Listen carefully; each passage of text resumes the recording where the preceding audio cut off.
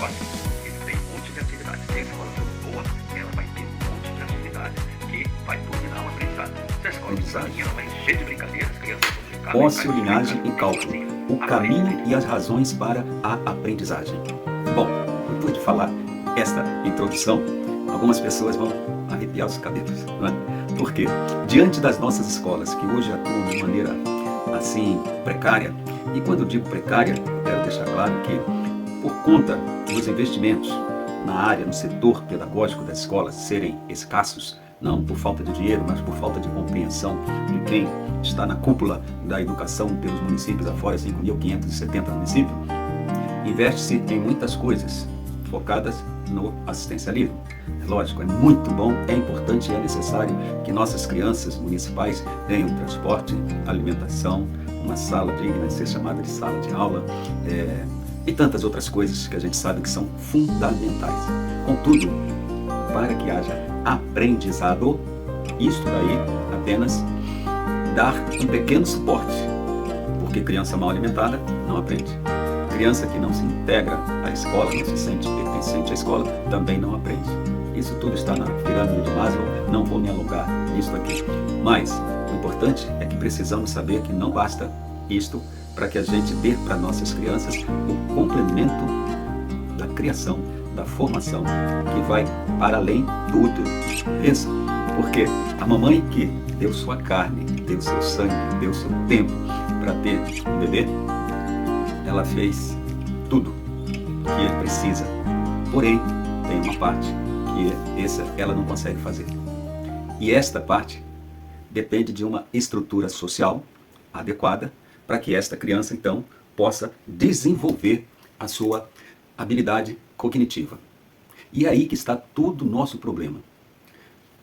Na Revolução Industrial, para a gente poder fazer uns marcos interessantes, as mamães, pela primeira vez, começaram a deixar seus filhos sozinhos em casa, por conta de terem que trabalhar nas indústrias. Terem que trabalhar por interesse próprio, interesse das indústrias, né? Interesse próprio porque precisavam sobreviver. E surgiu esta opção. Com isso, muitas crianças ficavam em casa, se machucavam, incendiavam casa, derrubavam coisas valiosas e por aí vai. E elas corriam risco. E isso se tornou muito perigoso. Daí foi se desenvolvendo uma escola, né, mais atualizada, que ela mantinha essas crianças meio que isoladas da possibilidade dos perigos. Então essas crianças, enquanto os pais trabalhavam, elas precisavam, e ainda hoje é assim, precisam estar no lugar protegidos. Beleza. Porém, entra o ócio. Não basta pegar essas crianças e colocar no lugar e brincar, fazer coisas que divirtam as crianças, etc, etc, etc. Algumas nações perceberam que ali era o ambiente certo, ideal. Por quê? Porque já tinha o ócio. Se já tinha o ócio, tinha o vazio, tinha um não fazer nada, não produzir nada. Então, que tal construirmos, formarmos adultos por intermédio das escolas? E aí, esta noção de aulas, né, de ensinamentos e de aprendizagem, utilizando o ócio escolar, porque escola e ócio significa a mesma coisa, né? Poucas pessoas sabem disso. Contudo, a escola é um ócio criativo, parecido lá com um dos filósofos gregos lá na antiguidade.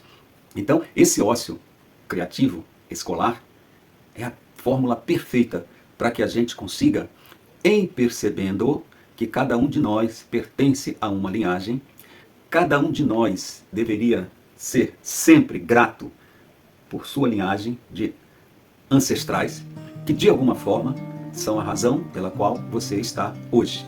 Você hoje está sendo o que você é graças a esta linhagem. E nesta linhagem, alguns, quando vão retroagindo, vão encontrar pessoas que vieram para ser escravizadas, pessoas que vieram degradadas, né? Pessoas que lidaram com muita dificuldade ao sair de um lugar e vir para o outro. E essas pessoas tentaram, da maneira que podiam, sobreviver, se estabelecer e por aí vai. Dentre elas, os homens escravizados, homens e mulheres, tiveram uma parcela de dificuldade muito maior. Mas hoje estão aí, né, disputando oportunidades. E essas oportunidades, elas vêm mais para uns do que para outros. E isso causa uma grande diferença social em nossa sociedade. E isso é terrível. Por quê? Porque essa diferença social, ela gera dor, ela gera sofrimento e dá a até aquela impressão de que é uma espécie de escravidão camuflada para as pessoas que estão naquela posição onde ela tem, no máximo, uma opção, né, que é sobreviver, enquanto que outras pessoas têm muitas outras opções. Então, essa questão de oportunidade diferencia os seres um dos outros. Beleza. Bom, o fato é, nossas crianças, em muitas escolas, hoje, agora estou bem atualizado, hoje, essas crianças são crianças. E dentro da ideia de uma linha ancestral, nossas crianças estão na bola da vez, vamos dizer assim. Os ancestrais nos trouxeram até aqui, e as nossas crianças vão nos levar mais além. Então, cabe a nós, adultos atuais, obviamente, por intermédio da escola, passar para eles o aprendizado. Por quê? Porque somente o aprendizado vai gerar cognição suficiente para que essas crianças, à medida que vão crescendo, consigam calcular.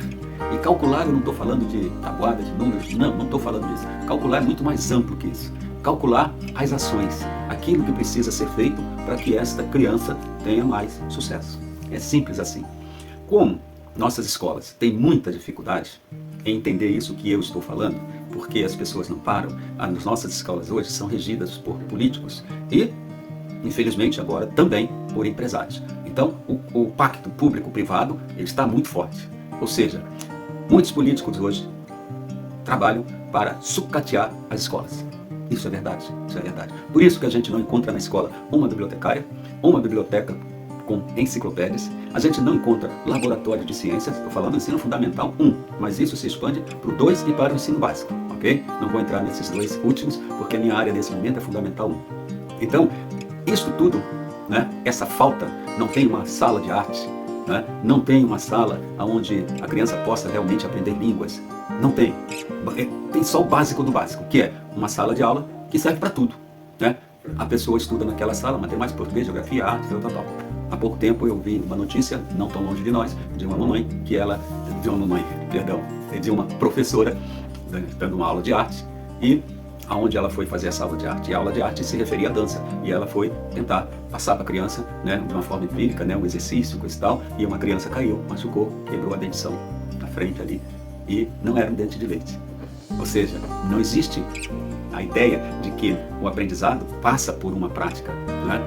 Então as escolas estão operando no mínimo do mínimo, mas em termos de assistencialismo e muita diversão, nossas crianças, nossos pais, muitos professores nem percebem que o tempo está passando e a aprendizagem não está acontecendo. Mas ao mesmo tempo são geradas imagens que dão uma impressão de que a educação vai muito bem, embora na surdina esteja havendo o sucateamento. E se por acaso alguém, professor, diretor, diretora, começar a fazer um trabalho focado nisso que eu estou falando e dentro desses conhecimentos, em geral, essas pessoas são afastadas, porque isso interfere no tal sucateamento. Mas professor, por que esse negócio de sucatear a escola? É muito simples. A ideia de sucatear a escola, se você quiser entender bem, olha o governo de São Paulo. Procure saber o que a Secretaria de Educação de São Paulo está fazendo em muitas escolas. Já tem pregões, bolsa, etc. Tem várias coisas assim. Por quê? Porque as escolas estão sendo, de alguma forma, vendidas, terceirizadas. Agora a gente encontra, né, o próprio secretário de Educação hoje em São Paulo, nem sequer é professor, ele era CEO de uma determinada empresa. E isso eles vão fazer. Por quê? Porque com a visão empresarial, eles acham que, mas a empresa dá certo por causa disso, vamos fazer isso na escola. E a escola vai dar certo. Só que a escola não é empresa, mas ela pode gerar lucro. Lucro desde que quem estiver no comando, se for um CEO, aquelas pessoas que são consideradas gestores, como o prefeito de alguma cidade, que infelizmente por ignorância se consideram gestores da cidade, né, sem se dar conta que gestor é um gerente melhorável, ele trabalha para alguém, né, mas nenhuma cidade precisa de gestor em prefeitura, precisa de um prefeito, né? Nenhuma escola precisa de um gestor em direção de escola, precisa de alguém que entenda de educação e contribua com a formação das crianças numa escola, sem perder a ideia de que dentro das escolas hoje no Brasil, se tivesse valendo a lei, os conselhos escolares seriam o órgão máximo dentro das escolas. Então a gente vê que de fato existe um complô, né, político-empresarial, onde as empresas vão tender a tomar conta, estão moldando as nossas escolas, estão falando muito em habilidades, em competências e muitas mais outras coisas, porém tem um problema muito sério. Se o foco da sociedade é que a escola produza aprendizagem, o empresário é produzir lucro. Lucro para quem? Para eles. Então, a aprendizagem está em segundo, terceiro, quarto plano. E é isso claramente que está acontecendo nas nossas escolas públicas municipais brasileiras. Então, esse vídeo hoje, ele é para deixar o papai, a mamãe, professores, de cadeira em pé, para poder refletir. E esse refletir eu prefiro chamar, como eu falei bem no início, de cálculo, né? Quando eu mencionei a ideia da ancestralidade, é para isso contribuir para o aluninho hoje que está sentado na cadeirinha, ele poder calcular que ele é o 10º, 20º, né? Sei lá, da linhagem. Ele é a bola da vez e ele está responsável em função do aprendizado que ele adquirir e cumprir o seu papel como aluno e como estudante, duas coisas diferentes. Ele está fazendo com que isso se perpetue. Ele está aprendendo também a calcular. Ou seja, ele precisa compreender que ele faz parte de uma linhagem.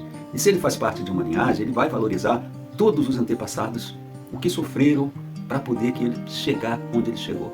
Então ele tem que respeitar essas pessoas todas e finalmente respeitar o pai, respeitar a mãe, respeitar o espaço, o ambiente, o professor.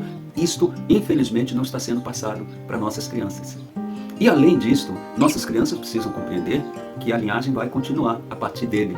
Então, se hoje eu sou o papai, eu sou a mamãe, hoje eu tenho que fazer o máximo. Mas isso tudo que eu consigo fazer pelo filho, pelo aluno, etc., é aquilo que eu fui capacitado para fazer. Então, em função da minha pouca ou muita capacitação, eu posso instruir melhor meu filho, posso orientar, posso dar mais recursos e por aí vai. E esse filho vai ser o adulto amanhã, que vai ter outros filhos. Então vai ter seus descendentes. É muito importante que a coisa suba, e não que a coisa desça, piore. Porque enquanto pouquíssimos sobem, uma massa gigantesca ou fica igual ou diminui. E a diferença social aqui cresce muito quando não existe aprendizado. Quando existe aprendizado de verdade, esta diferença social diminui, as oportunidades aumentam ou se equilibram, né? E aí nós estamos sim construindo uma sociedade melhor. É muito simples de entender tudo isso. Porém, a gente já sabe desses problemas que eu acabei de falar, político, empresarial. Muito cuidado, papai, muito cuidado, mamãe. Não aceite apenas que seu filho vá para a escola se divertir. Levar ursinho, levar não sei o quê, o ócio que a escola produz de 4 horas, ele é exclusivo, é direito de todos os alunos ter esse ócio, para nesse ócio que é o vazio, o não fazer nada, a gente fazer alguma coisa de um valor incomensurável, que é gerar aprendizagem. Uma criança que compreender isto que eu estou falando, e eu estou falando do papai e da mamãe, porque para as crianças eu já falo muitas vezes, né? A criança que compreender isso, ela vai aprender a calcular que quando vai ao banheiro na hora da aula, e ao banheiro, perdeu aquela aula. 5 minutos, perdeu a aula, não recupera mais. A criança que vai beber água, que já não está com a sua garrafinha cheia ali, prontinha para durar até o final da aula, essa criança que deixa isso acontecer e vai para beber água, perdeu a aula. Essa criança que falta à escola para viajar, porque é a oportunidade que o papai e a mamãe teve, tal, e alguns faltam 10 dias, 15 dias, está perdendo a aula. Está prejudicando todo o processo da linhagem, né? A gente está fazendo com que essa criança, ao invés de ascender pelo aprendizado, ela diminua. Então, olha a responsabilidade. Agora, para fechar, tem muito mais coisa. Mas quem quiser dar uma lida no meu livro, aproveito para fazer uma propaganda, ele está vendo aqui na escola e tem também leitura gratuita por e-book, ok? É só me procurar aí, eu boto aqui nas descrições aí. Quem quiser ler o e-book gratuitamente também pode ler. Mas quem quiser contribuir com o professor adquirindo o livro também tem recursos para isso. Mas o fato é que esse livro vai falar muito mais, vai abranger muito mais dimensões para que você possa entender e situar-se para poder produzir para o seu filho realmente o melhor, para que ele seja aquela molazinha que vai continuar esticando, crescendo, ok? Então vamos lá. Então, na questão do aprendizado, é muito importante o aluno saber qual é o papelzinho dele. É criança. Criança não tem que fazer muita coisa não. Criança tem que brincar também. Não o tempo todo, inclusive dentro da escola e da sala de aula. Hoje está desse jeito, as crianças brincam dentro das salas de aula, brincam fora da sala de aula, se divertem o tempo todo. Isso em termos de país, se eu for comparar o Brasil e uma China, por exemplo, uma Finlândia, uma Estônia e vários outros países, né? Pessoal, nós estamos semeando fracasso, porque nossas crianças, enquanto elas estão se divertindo, brincando em sala de aula, elas estão deixando de se fortalecer para o futuro próximo, que vai cobrar delas muito conhecimento e capacidade de calcular. Então, eu vou dar a dica de ouro. Quem quiser seguir, com certeza vai estar fazendo um grande trabalho na evolução do seu filho, ok? Simples. Nós temos um córtex cerebral embaixo do crânio, Não sou eu quem falo, isso é a neurociência. Eu, enquanto pedagogo, eu tenho que estudar. Enquanto mestre de ciência da educação, eu tenho que saber o quanto que as ciências podem contribuir para que a educação ocorra. Isso é a minha função. Então, nós temos um córtex cerebral. E esse córtex cerebral é uma memória. Lá é uma memória, que nós chamamos de memória permanente. Porém, para o conhecimento chegar lá na memória permanente, ele não vai direto. Raríssimas situações, ele vai direto. Quando tem lá uma emoção forte, coisa e tal, e nem sempre vai coisas boas, né? Mas eu estou falando da aprendizagem escolar. Essa aprendizagem escolar, ela entra pelo hipocampo, uma memóriazinha de trabalho, tipo uma antessala, né, no edifício, onde recebe todos, coisa e tal, manda, não, você espera aí, tal. Se a pessoa esperar 10 minutos, é porque ela quer realmente subir. Mas se é para esperar, ela espera 2 e vai embora, é porque ela não vai subir e pronto. Algo parecido com isso. Lá no hipocampo chega tudo, que vai pelos nossos olhos, vai pelos nossos ouvidos, para não falar nos demais sentidos, né? Então, o que acontece? O professor está dando uma aula. Enquanto aluno, o aluno precisa prestar atenção. Olha só, é uma tarefa disciplinadora, focar e prestar atenção. Precisa conseguir calcular para compreender aquilo que o professor está falando. O aluno calcula, compreende, entende aquilo que ele está falando. Algumas pessoas se enganam dizendo que a criança entendeu, aprendeu. Aprender não é isso, né? Entender é uma coisa, aprender é outra. Então, uma criança entendeu, agora ela precisa fazer o trabalho dela, que é fixar, solidificar, escrever na pedra aquele conhecimento. E como a criança faz isso? E só ela pode fazer, porque ninguém poderá fazer isso por ela.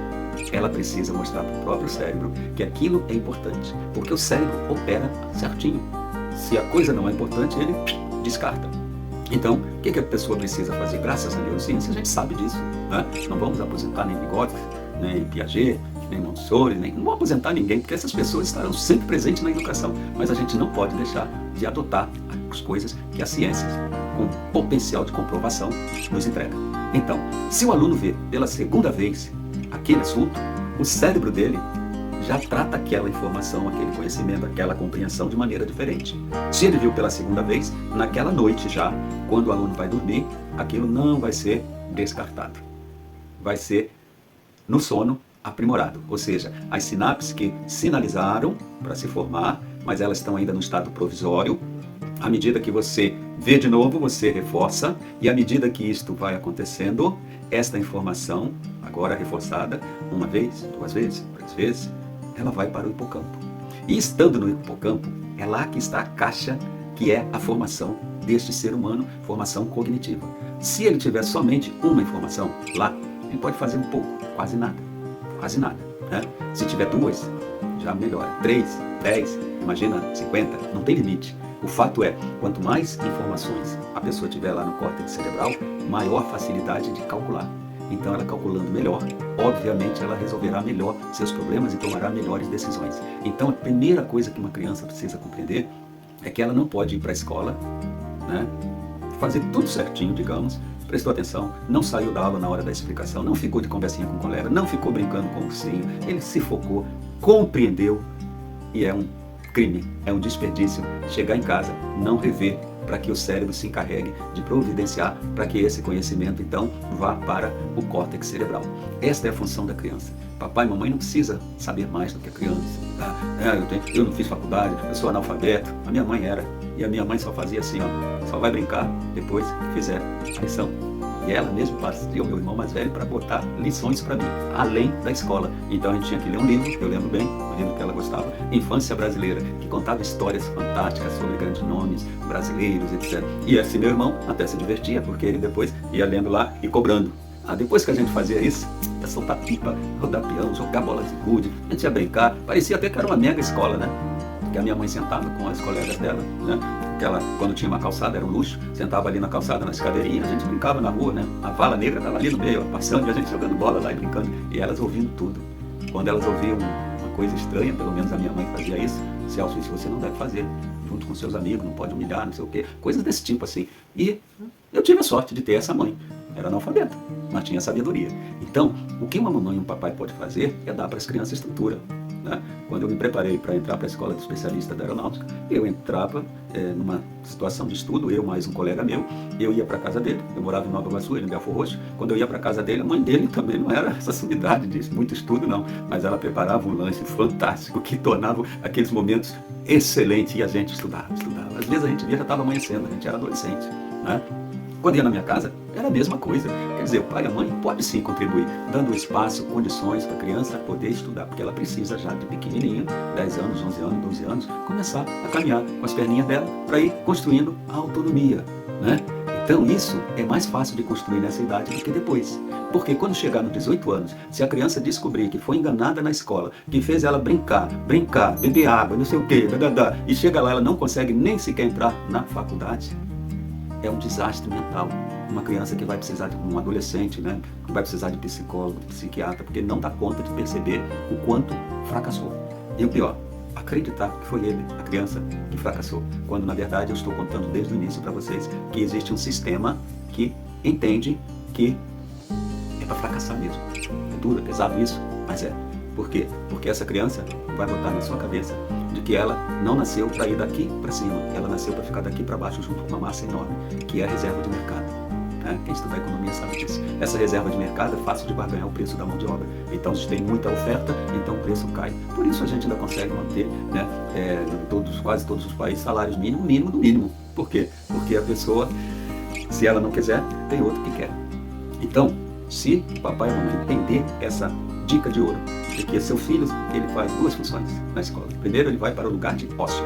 Lá dentro não tem colega que chama ele para jogar bola, não tem ninguém que chama ele para fazer qualquer coisa. É ócio. Agora, esse ócio, ele tem um monte de atividades. Se a escola for boa, ela vai ter um monte de atividades que vai turbinar o aprendizado. Se a escola for fraquinha, ela vai encher de brincadeiras, as crianças vão brincar e vai chegar em casa com mente vazia.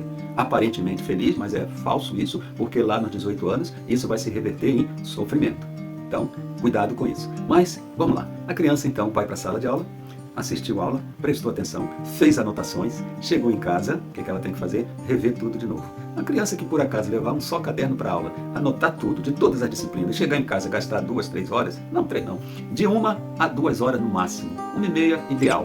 Passa limpo tudo aquilo ali e, ao passar limpo, reflete. Immanuel Kant estudava dessa forma. Quem quiser conhecer mais sobre Immanuel Kant, é muito fácil, é só procurar no Google aí. Ele estudava dessa forma. Eu estudei dessa forma e muitas outras pessoas estudaram dessa forma. E isso produz ascensão social. Isso conforta nossos antepassados e isso dá ânimo e esperança positiva para os nossos descendentes. Então eu espero que esta dica, essa pequenina palestra, possa contribuir com todos que estão ouvindo e convido vocês para assistir em seguida, né, o que nós produzimos em sala de aula, onde eu iniciei uma fixação. As aulas já foram dadas várias e várias vezes, né? E agora a gente está na fixação. Aquilo que as crianças devem fazer em casa, né? Eu estou fazendo na sala de aula, porque a minha professorinha, lá no passado, por intermédio da repetição, ela fez minha turma inteira aprender tabuada.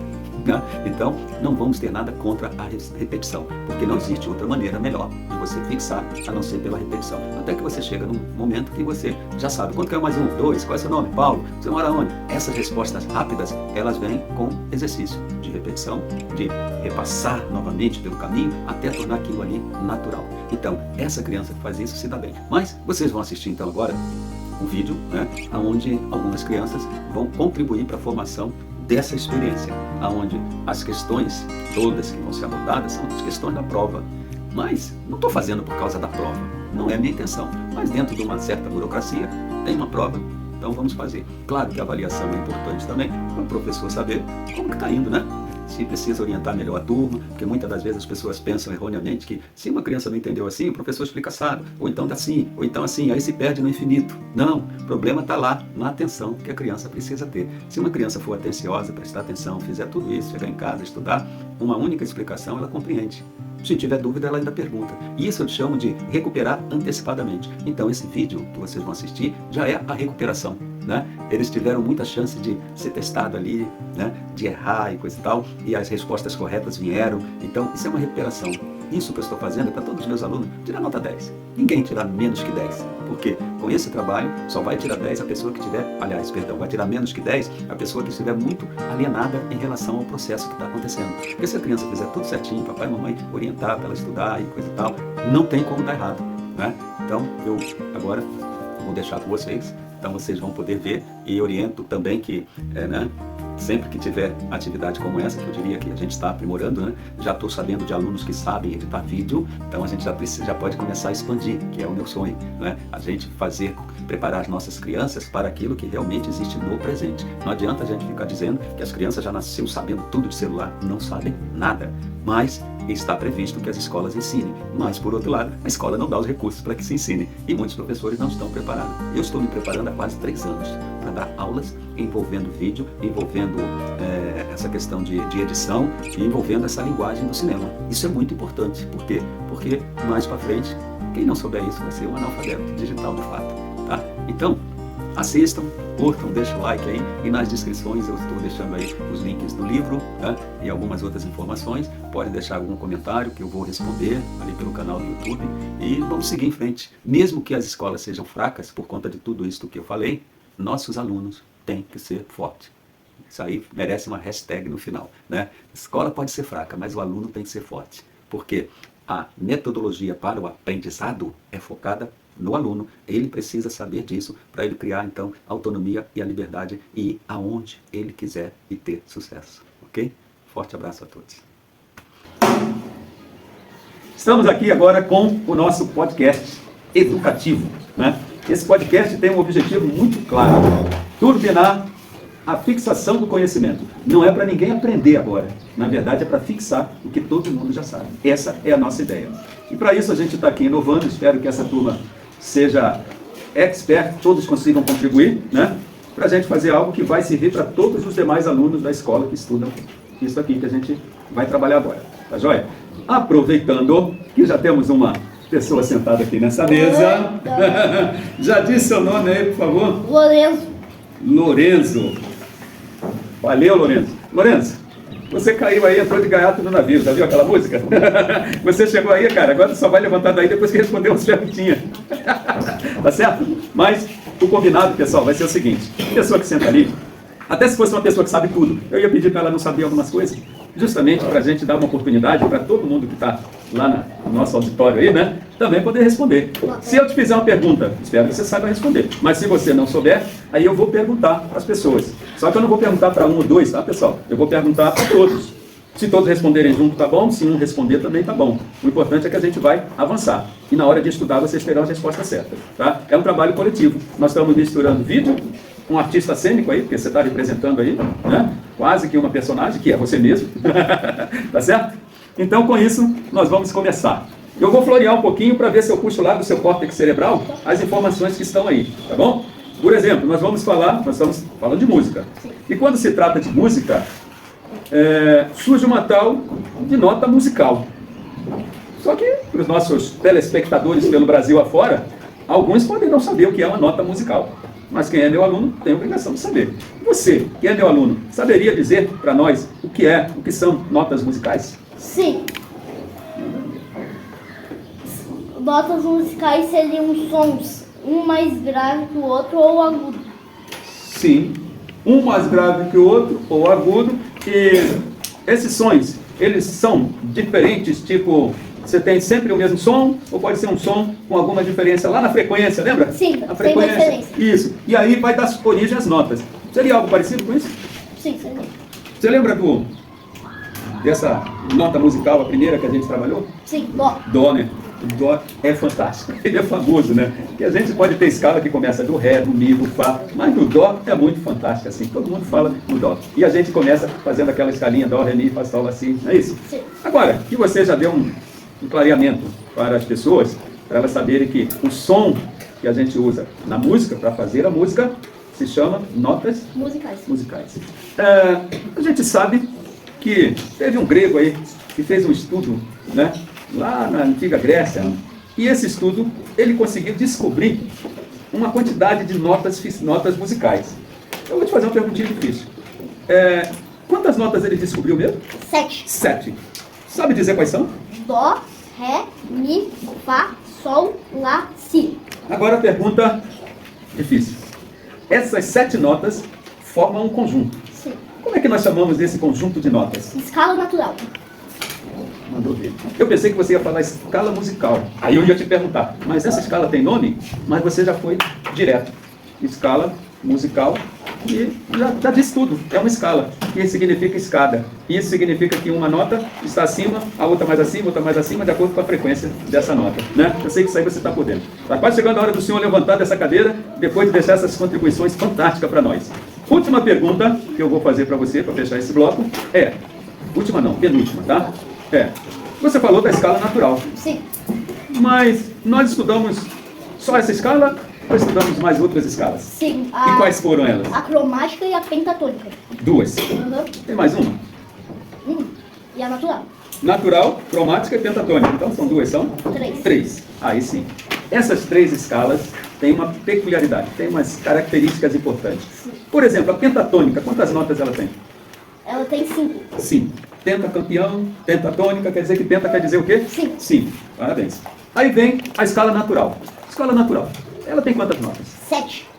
Quem foi o camarada que descobriu essas 7 notas da escala natural? Pitágoras. 10. Agora, por último, Johann Sebastian Bach contribuiu fazendo um pequeno ajuste nessa escala natural. Aí ela cresceu, virou escala cromática, não é? Eu posso dizer que esse camarada chamado Johann Sebastian Bach, ele criou o quê? Mais algumas notas. As notas sustenidas. Parabéns, parabéns. Eu poderia terminar tudo isso aqui com você, né? Você foi muito bem, eu diria que você está estudando em casa. Se você estudasse, tu seria melhor do que os chineses. Está bobeando. Bobeando. Porque se você estudasse, sem estudar, só com as minhas aulinhas michuruca aqui, tu já aprendeu isso tudo e fixou. O mais importante nem é aprender, é fixar. O senhor já fixou? Imagina se o senhor estuda. Cara, não tem para os chineses. Os brasileiros vão estudar muito bem. Então, meu conselho para você, começa a criar um espaço para estudar.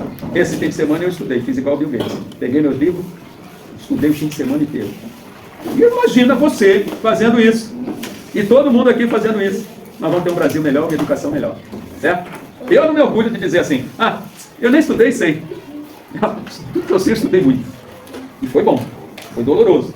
Foi dolorido. Ficar ali sentado, deixar de jogar bola, deixar de fazer isso. Mas o resultado, meu Deus do céu, aí sim a gente ria todo, né? Então, meu conselho para você, junto com os meus agradecimentos, arruma um tempo para estudar e fazer as fixações. Beleza? Tem um detalhe. A escala cromática, menos do Mi pro Fá, é meia nota. Legal. Dó, Ré, Sol e Lá, Si é um tom inteiro, menos do Mi pro Fá. Porque o Johann Sebastian Bach, ao colocar outras notas, ele colocou entre as notas que já tinham um tom de diferença. Sim. Dó pro Ré, um tom. Aí ele botou uma bem no meio. E também acontece isso do Si pro Dó. Sim. Coincidentemente, as notas que terminam com a letra I, elas já têm meio tom só dela para a próxima nota. Imagina! Eu acho que não vai ser só aluno dessa escola que vai gostar de ver esse vídeo, não. Vai ter muita gente porque vai aprender música brincando. Brincando não, né? Prestando atenção. Tá bom? Então, vou me despedir. Pode dar um tchau aí. Tchau. Pessoal, aplausos para o nosso colega.